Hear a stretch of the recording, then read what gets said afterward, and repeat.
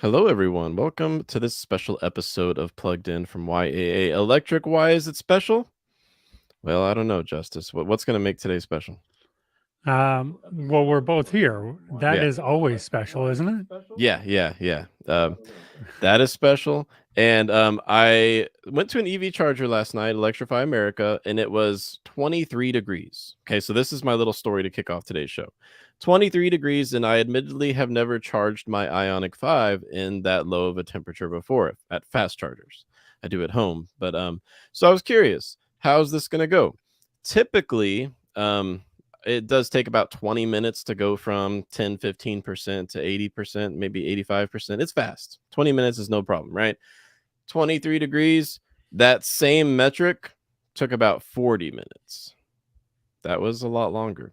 It didn't bother me, but that's something that prospective EV buyers need to know if you live in cold climates.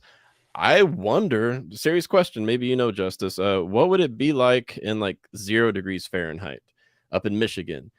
Does it I wonder if the charging curves drop off in a linear fashion. I know Mark is with us in the chat. Hello, Mark. Learning Fast, Susanna, Stewart, good to see you today. Let us know in the chat what happens to charging when you get like down towards 0 degrees Fahrenheit. Do you know, Justice? Probably not. You're in California. Yeah, I mean, when it gets below 70, we just go crazy here. So I have no idea.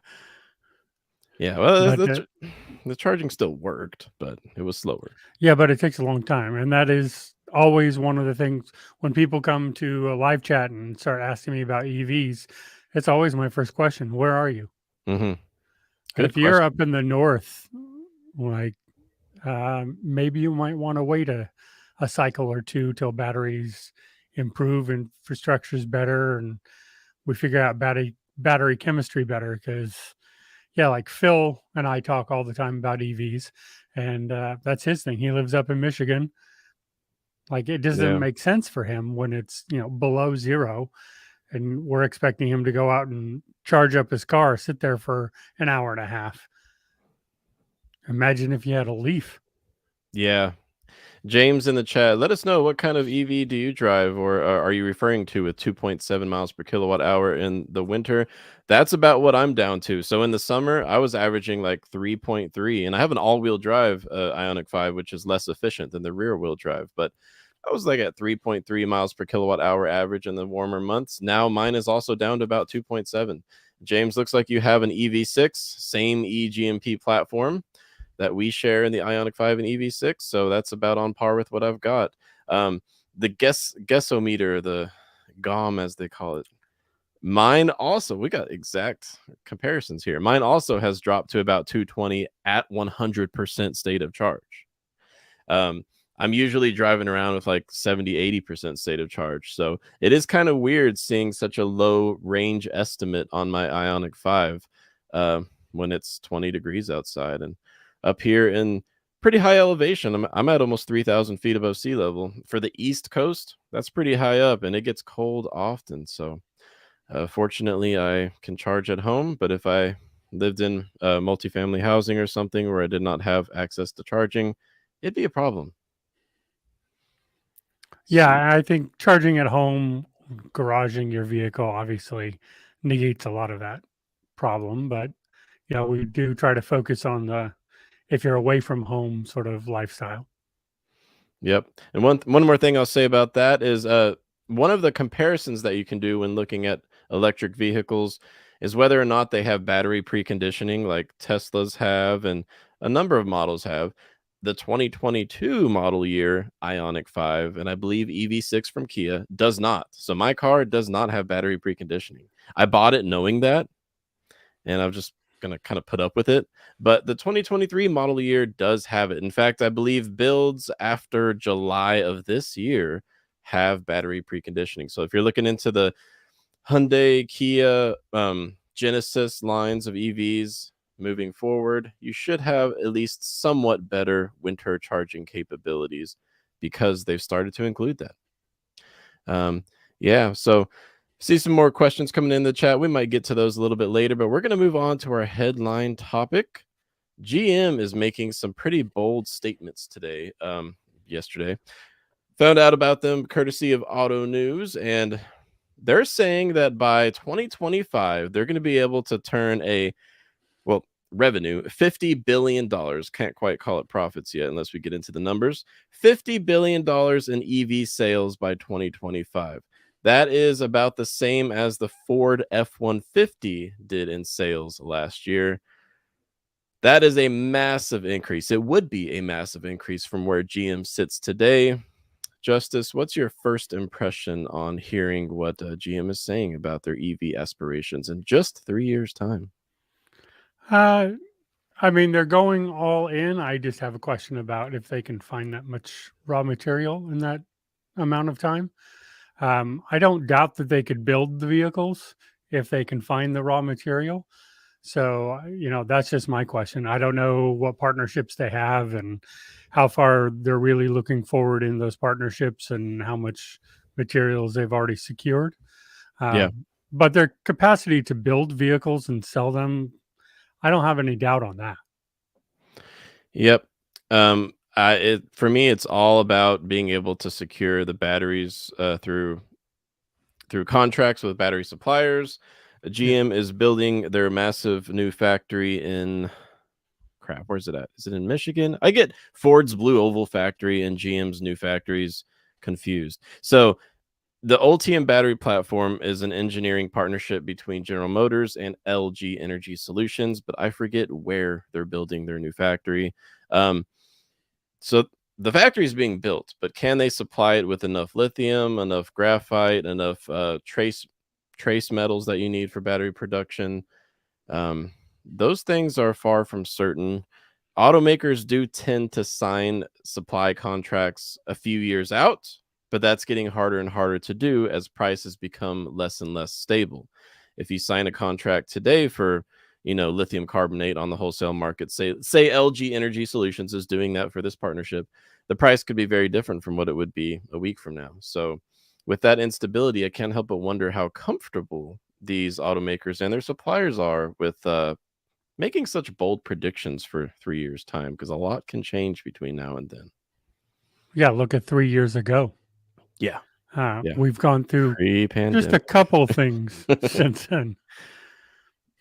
Yep, yep. While I dig into this a little bit further, Justice, could you dig up where GM and LG Energy Solutions are building their Ultium batteries in the next few years? I completely forgot. It has slipped my mind. But they have made some other interesting announcements with this whole EV push that they're doing. GM believes that it can save $2,000 per vehicle by expanding digital retailing platforms and shifting to a regional fulfillment model for EVs. GM already has 2 EV fulfillment centers in California and one in, I believe, Georgia or somewhere in the southeastern US. Yeah, it's in the southeast. Yeah, Yeah. two in California, one northern, one southern, and then one in the southeast. I'm assuming close to Florida. Yes. While GM will clearly need its dealership network to continue servicing and fixing recalls on electric vehicles, it looks like they've said right here in this statement that part of their plan towards making EVs more profitable is to expand digital retailing platforms, moving away from the traditional dealer sales model. Hopefully, that means the price is the price and you don't have to deal with markups, and shifting towards regional fulfillment centers. So that is interesting. That's what Ford has been saying they're going to do for quite some time, but Ford already pushed back their own self given deadline for having their dealers commit to that. So these things take longer than they'd like to assume, right? Yeah, everything takes longer than. It's everyone in the industry wants to be Tesla so bad they sort of go on Musk time, Yeah. and they're always wrong. They're way overestimating the time that they can get things done in. Yeah, I hope GM does have some kind of magic tricks up their sleeve to be able to pull this together in 3 years' time. I am confident that GM will be all electric in 10 years' time, at least for light duty vehicles. However, 3 years, That's not very long. Okay. Now the Silverado EV is going to be it's supposed to arrive in late 2023. However, every Silverado that they build is going to require far more batteries than every Chevy Equinox EV that they build. So right now, GM's having to make these decisions about how they're going to allocate their limited battery supplies that they've got in partnership with LG Energy Solutions. I'm a big believer in the Ultium electric platform, but can they make them? Because have you seen how many Cadillac Lyrics have been delivered so far? It's not many. It's It's not many. what? It's less than 1,000, isn't it? Yeah, it's somewhere around 500. Yeah. Now, they were supposed to be well beyond that by now. The Lyric was supposed to begin full scale deliveries this summer, so like 4 months ago at this point. I'm a fan of the Lyric, but you got to be able to make the EVs to make it more than a drop in the bucket when it comes to their overall corporate picture, where they're talking about trying to make $50 billion in EV revenue. You can't just be selling 500 lyrics per quarter. I'm hoping they can get that ramped up. But hey, maybe it's all profit margins on the Hummer EV, right? Yeah. I mean, well, that's the way everyone starts it, right? That's why even Tesla started it. You get those super high profit margin, way overpriced EVs to start paying for the others. Yep, totally agree. So the Bolt EV is currently GM's like electric flagship. You can't really call the Hummer EV an electric flagship when it costs $120,000 and is very limited sales because it's just, a very limited use case. What would the use case scenario for a Hummer EV be, Justice? Um, rolling around displaying how much money you have. Okay. Yeah. So It's a it's not it's really a a work truck. status symbol vehicle. That I Yeah. mean, that's just what it is. Because you're not going to go off-roading in it better than you're going to go off-roading in almost any other vehicle. You're probably better off in a Rivian. You're not going to be towing more than you can in another vehicle. You're just rolling around in a status symbol. That's what it is. Yep. Um, but I guess it's a fundraiser for GM, right? Yeah, The I the mean, the, the Hummer EV. well, like we say that as if it's a negative thing, and maybe it is, maybe it isn't. But That's what Tesla did. yeah, I mean, it's how these things start, and that's fine. There's status vehicles all over the place. You know, lots of manufacturers have status vehicles, and people buy them, and you go. And I don't think we say Rolls Royce is the best made vehicle ever that lasts forever. Come on, that's a status vehicle. Aston Martin, there's lots of those vehicles out there, and that's fine. There's nothing wrong with that. Um, GM is just using that to fund other stuff, so good for them. If people want to buy that one instead of a Rolls, instead of a, whatever else, fine. That's fine.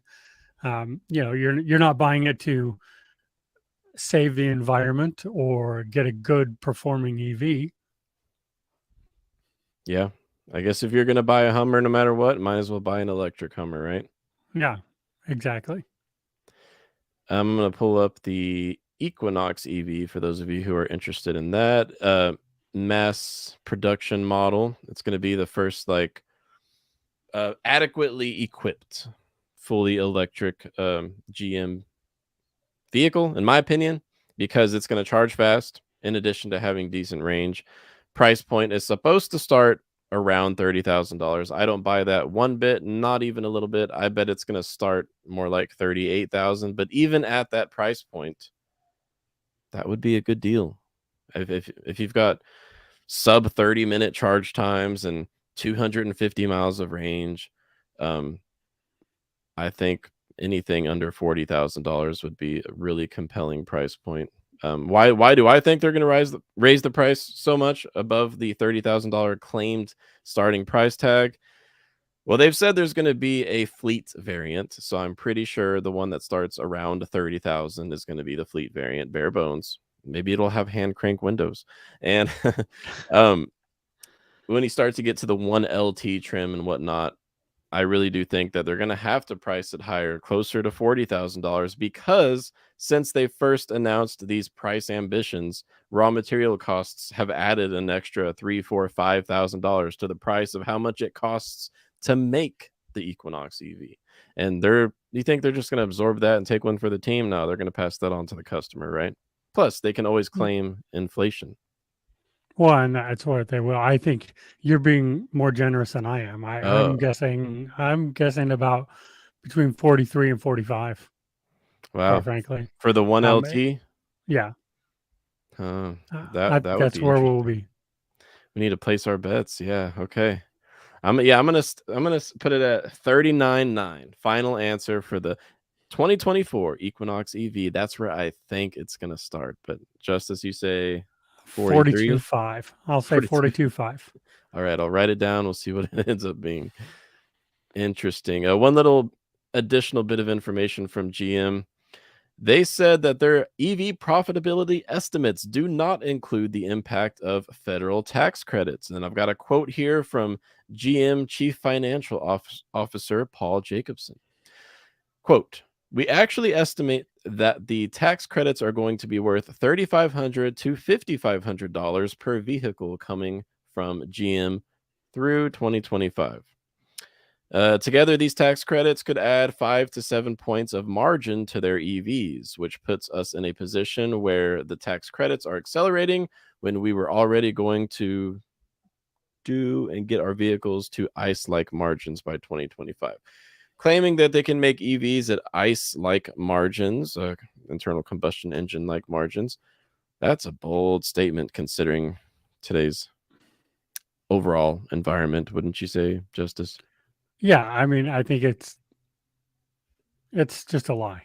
I think they know. Like I would say, optimistic. But I think they know that's not true. And Hmm. let's be honest. The reason ICE vehicles are as cheap as they are is that they've been doing it for 100 years, and all the suppliers and all the chain and everything's gotten smoothed out, and everyone's sort of participating in that, and you have this big group thing going on where you can keep those costs low. We're not there with EVs. We're not Yeah. even close to there with EVs. We got a couple decades to go before we can find that sort of efficiency in the supply chain. So I think it's just sort of a ridiculous statement to say. It's also kind of unnecessary. I know it was their GM Investors Day, so they're trying to please the investors, but still, Yeah. I feel like this is a severe case of over promising and they're just setting themselves up for under delivering. And Yeah. that's not Well, what investors like. So why would you do that? I mean, I agree. I think I said this privately to you before what Stuart just said. Yeah, you're going to get on price parity because ICE vehicles are going to get marked up. They're just going to keep raising their MSRPs. Yeah. Then you'll have, and they'll call it inflation. And then, oh, but the EV and the ICE are the same cost. Well, yeah, you just jacked up the price of one. Now they're the same cost. Great. Those are true insights. Yes. I hadn't thought of it like that. Very, very interesting. And now we do have some Tesla news to share, but I'm going to pivot to one more story before we get to Tesla. We'll probably wrap up the show with plenty to talk about on the Tesla front. Last time we were here on Friday, I mentioned VinFast bringing new models to the US. They've announced 2 additional models before the first 2 even started production. But still, this is good news, in my opinion, for the affordability front. Now, I'm not talking $35,000 electric SUVs. I wish I was, but I mean, if these end up becoming available for under $50,000, might be a compelling product. So VinFast now says it's going to be building 4 electric SUVs here in the United States. They are constructing their factory in North Carolina right now. VinFast is a Vietnamese automaker that is relatively new to the scene, but they're backed by a decades old massive mega corporation, a family of mega corporations based out of Vietnam that builds everything from, I don't know, consumer products to they even have a university. So the Vin Corporation, they're not new, but VinFast, they are new. Um, in addition to the mid-sized VF8 and VF9 electric SUVs, VinFast has now unveiled this guy right here, the VF6. So look kind of like Alfa Romeo to you? Yeah, actually, now that you say that, yeah, I didn't see that, but yeah, it Kind of does. does a little bit. That might be because it was designed by an Italian designer. I forget his name. I'm not well studied on my Italian designers, but I believe this article has it somewhere. Anyways, it's an Italian designed Vietnamese owned American made electric SUV. So how much better does it get than that? Uh, um, Interestingly enough, they say that they've already got 65,000 pre-orders for the VF8 and VF9 electric SUVs. Justice, that's more than I would have thought VinFast would have by now. Oh, I believe it. I saw them last year at the auto show. They were they were nice looking vehicles. They've been building out here in California a lot. You know, their showrooms, whatever they call them. So I can believe that number. I think they're going to hit the ground running. Yep. Yeah, they I have agree. very very deep pockets because they're a very big company. Yeah, I agree with you, Mark. They've got deep Yeah. pockets. And it's good to see that some prospective EV buyers are enjoying the styling cues of VinFast because they've got a lot riding on what the products that they're bringing to market, right? Like this is their big debut into the North American market. It's kind of their big debut globally. They don't have EVs, fully electric vehicles for sale right now. I know they had I believe, a plug-in hybrid for sale in Vietnam, but yeah, there's a lot riding on the success of these four models. The VF9 is one that I often mention to some of our YAA members when they're asking me about three-row electric SUVs. Yeah. Because yeah, you've got the Model X that costs what, 120 grand minimum. Um, Now you've got the Rivian R1S, which that's expensive too, starts at around 90,000, I believe. So where are the affordable three-row electric SUVs? Well, the VF9 from VinFast is a three-row SUV, and the pricing, it's weird. Justice, you remember they've got the whole like you got to pay for the battery separately model. Yeah. Yeah. So I don't even know how you Which talk about this. I'm not even against. I'm the one who says that there is some logic to that, and it actually does make sense to me as battery technology changes Hmm. and upgrades. Not owning your battery and being able to swap it out with a better battery as that improves, but not having to change your car does make some sense to me. Mm. Does it sound a little bit weird though when I read this pricing to you? So here we go. The pricing for the VF9 will start at 57,500 without the battery or 76,000 with the battery. I feel like Well, to yeah, a it's significant expensive. portion of consumers are going to be turned off by that one sentence. The whole like add 20,000 for the battery part. Well, yeah, if you buy it, but not if you're renting it. How much is it Yeah, per month if you rent it? between 150 and 200 a month. Yeah. So if it's $200 a month, I mean, yeah, it's a lot of money, but for never worrying about your battery, it never needing to be replaced for your cost out of pocket, being able to upgrade when upgrades come through. There's a segment of people I think who may enjoy that. I hope so. I want them to be successful, Yeah. especially being kind of a local EV manufacturer. It's just 3 hours away from where I'm at. So yeah, quite interesting stuff from VinFast. So I want. I just looked at, by the way, because I knew this was number, but the Vietnamese government has put $25 billion into them to Whew, get this off the ground too. that is a So lot. it's not just deep pockets of the company; it's the actual government of Vietnam investing an awful lot of money into them to make it go. How much was Tesla's loan back in like 2008? I'm curious. Oh, I don't know. Trying to look it up. Come on, internet, you can do better than this. Um, I don't know. We'll dig into that. I think it was like $10 billion somewhere around there, wasn't it? Yeah, and the only number I'm seeing right now is 465 million, Oh, that, but from the it's a lot government less. loan program. It's a lot less than 25 billion for Yes, it VinFast. is. Yes, it is. Well, let's talk Tesla. So you've got some news to share with us. Yeah, so the big one that came out this morning, and this is is a real issue after last week. Tesla's recalling 30,000 Model X over the airbag deployment. And we all remember who was at the who's the airbag? Takata. Takata. Thank you. Well, they Um, supply to Tesla too. They must have like a monopoly on the industry. they do. They do. But over last week, 3 more people died in GM uh, recalls that they didn't replace the airbags. Oh wow. So now it's 32 people who have died over these faulty airbags.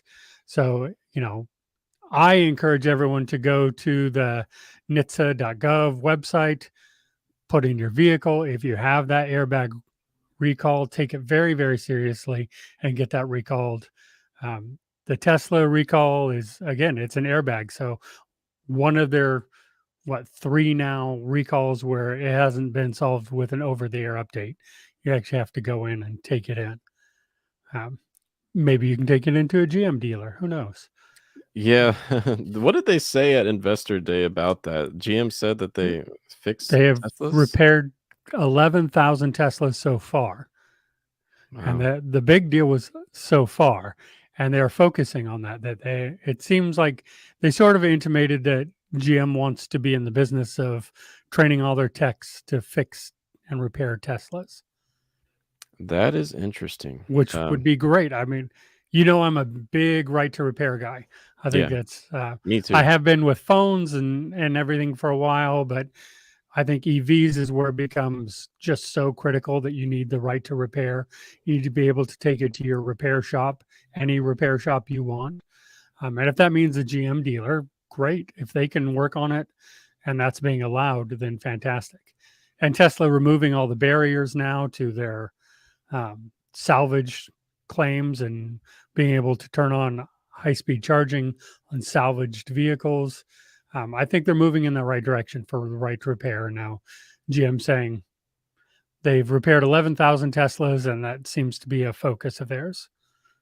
Interesting. Now, for perspective from the consumer aspect, um, I have a GM dealership 1 mile from where I live.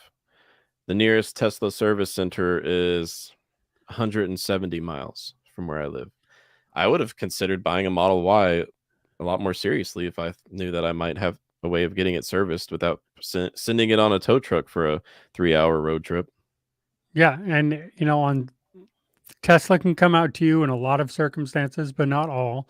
And I'm not sure if something like an airbag fix would be something they come out to you for. I feel like Hmm. that's something you got to go to them for. It's a Hmm. more of a bigger issue. So certainly having something closer to you helps. Yep. In addition to that news on the airbag front, we've also got a recall of 321,000 Tesla vehicles over rear lights that sometimes just don't turn on. And I find this one particularly interesting because I've seen this before in traffic and I thought it was just, a fluke. Maybe there's, some water in that one tail light on that Tesla, but I've seen it at least 2 times over the course of, 3 or 4 years. And I just remember wondering why the hell the light was not on in like a seemingly new Tesla. So, what's your take on this? I mean, recalls happen, right? Recalls happen. Yeah. I mean, and this is a normal Tesla recall. Normal. I don't know if that's good or bad, but this is fixed with an over the air update. So the recall is go into your center console, hit update, and go to bed, wake up in the morning, and your taillight's fixed. This isn't a I mean, it's a big deal. You really should update it because it's important to the cars behind you. Hmm. And I have too seen this before. Um, so I'm surprised it took this long because I've seen this for a while. So I'm Yeah. surprised it took this long to have this come out. But it is a software, an over the air software update fix that you don't have to take it anywhere or do anything. Just hit that update and you're good. Yep. I've been disappointed with the over-the-air update capabilities or lack thereof with my Ioniq 5 so far. There have been a few, one that I took into the dealership to get a recall fix, and then two that I've done over Wi-Fi at home. it's cool to do it from over Wi-Fi at home, but it really just gave a few more options in the navigation console, and it updated the different sounds that the car can produce. They're like atmospheric sounds. You've got rainfall sound, you've got snowstorm sound, coffee shop sounds. It gave me like a new one.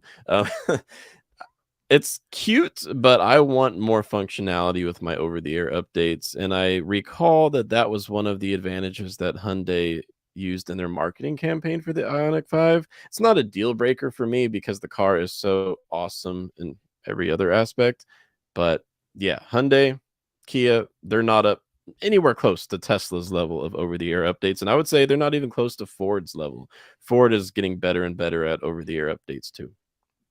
Well, what puzzles me, and I think a lot of the older generation certainly hates the EVs for their tech, but 95% of Tesla's recalls are fixed with an over-the-air update. So most of Tesla's problems then are software. Mhm. Like that's both good and bad. It's nice that you can fix it over the air, but man, you have that many recalls and they're all software issues. Like maybe it does suck to drive a rolling computer. Yeah. Yeah, well, you can't really work on it in your driveway unless that means No. just, clicking download. That's how you work on a Tesla in your driveway. Click Yeah. download. It just so many issues because of software. That kind of sucks. Yep. We'll wrap up today's show with a reminder that we've got our Black Friday special for YAA Plus membership, 20% off for a limited time through the end of November. Okay, so you've got a little bit of time left, but also $100 off of extended warranty products at joinyaa.com. So please check it out. We've got a brand new plans page where you can compare and contrast the different options that you've got. We just want to help you save money. That's what we're trying to do. Okay, so I hope you guys check that out and find something that might be able to save you thousands of dollars, especially if you're buying a vehicle, because Justice and the other auto experts, they are pros at what they do. So Justice, thank you for your service to the consumers, because you save people a lot of money. We do our best. That's what we're here to do. I'm always happy to do it. Like our average is $6,200. I think we figured out what That's a we're lot of saving. money. I mean, Yeah. yeah. Wow. Well, thank you so much, Justice. And thank you, everyone, for being here in the chat, and viewers and listeners on our podcast. Don't forget to check us out on Instagram. I do share some of the latest EV news over there on the YAA Electric Instagram page. So we'll see you guys in a few days. And thank you so much. Happy holidays. Happy Thanksgiving. It's almost time. Bye, Justice. Almost. Bye.